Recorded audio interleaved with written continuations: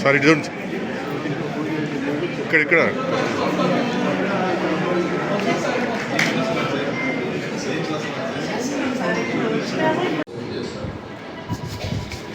మరి అలాగే శర్మ గారు దేశాని కోసం పాటుపడ్డాడు. మహాత్మా గాంధీ ఆలోచన విధానాన్ని ముందుకు తీసుకుపోయాడు, రిస్క్ తీసుకున్నాడు, త్యాగం చేశాడు. సో ఇటువంటివి మనం ఎప్పుడూ చరిత్రలో మర్చిపోరాదు. రాజ్యాంగం రాశారు, అంబేద్కర్ దానికి అధిపతిగా పెట్టారు. అధిపతిగా నిర్ణయించేటప్పుడు అప్పుడు ఎవరు నిర్ణయించారు? అంతా వసూలే అధికారం అనేది.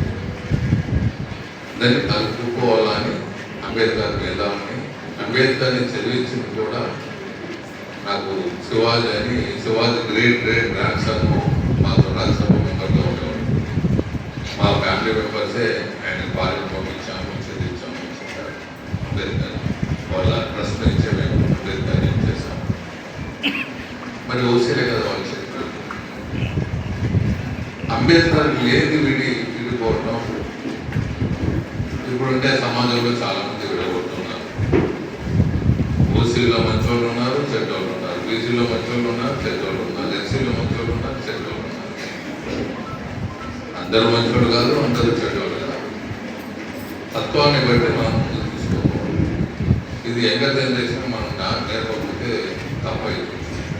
రాజ్యాంగం చూడండి, ఒక హై కమిటీ ఒకటి ఏర్పాటు చేశారు. దాంట్లో 7 మందిలో 5 మంది మేధావులంతా ఓసీలే. మరి ఇంకా 200 పైన రాజ్యాంగం రాసేదానికి నిపుణులు తీసుకుని వచ్చారు. కర్నూలు నుంచి ఒక నాగప్ప అని ఎస్సీ ఆయన వెళ్ళాడు. 500 మందిలో 75% ఓసీలే. పెద్దలకి పాదాభివందనాలు. ఈరోజు శర్మ గారి శత జయంతి ఉత్సవాలకి వారి యొక్క కుటుంబ సభ్యులు ఏర్పాటు చేసి చాలా సంతోషిస్తున్నాం. మరి వాళ్ళకి శిరస్సు నుంచి నమస్కారం తెలియజేస్తున్నాం. ఎందుకంటే ఇప్పటి జనరేషన్ పిల్లలకి ఇలా అందరూ వక్తలు పెద్దలు చాలా చక్కగా వివరించారు. పిల్లలకి ఎంతవరకు రాఘురెడ్డి సార్ చెప్పినట్టు గోడల్లోకి ఫీడ్ అయిందో లేదు. ఆ టైంలో ఒక్క పిలుపు విని స్వాతంత్ర సంగ్రామంలో పాల్గొంటూ మెడలో ఏది ఉంటే అది వాళ్ళకి ఇస్తూ ఆ కార్యక్రమాలకి జరగడానికి, ప్రాణత్యాగాలకి, ఆస్తులు ఇవ్వడానికి, ఇంత ఏ టెక్నాలజీ లేని టైంలో ఒకరికొకరు చెప్పుకొని ఒకరికొకరు సపోర్ట్గా ఉంటూ స్వాతంత్రం సాధిస్తే, ఇప్పుడు ఇంత టెక్నాలజీ ఇంత క్లోజ్నెస్గా ఉండడం జరుగుతున్నా కూడా ఒక్కరంటే ఒక్కరు కూడా జరిగే నష్టాలు కష్టాల మీద ఎవ్వరూ మాట్లాడడం లేదు. నా రిక్వెస్ట్ ఏంటంటే, మీరు పెద్దలు చెప్పినట్టు అన్ని ఎందుకంటే ఈ గేట్ దాటిపోతే ఇవన్నీ మళ్ళీ మర్చిపోతారు.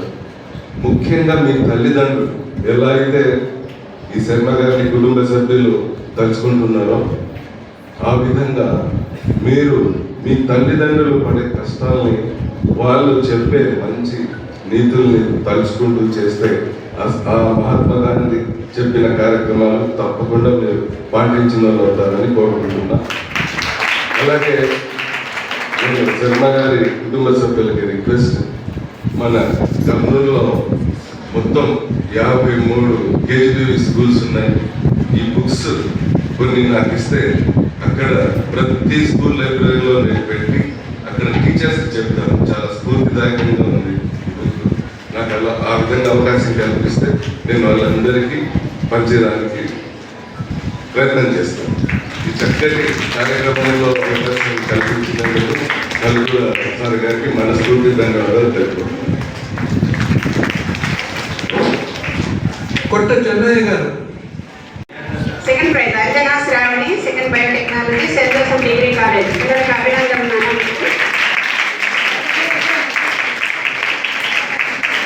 Third prize S Khaja, third BSc, silver jubilee degree college Kurnool. వారికి జ్ఞాపిక. ఫస్ట్ ప్రైజ్ 3000 రూపాయలు బహుమతి.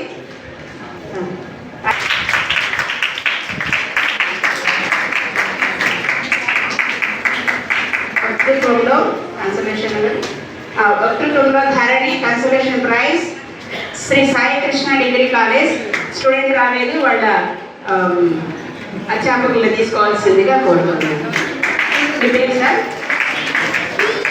ఖలీల్ గారు అది అందుకుంటున్నారు బహుమతి.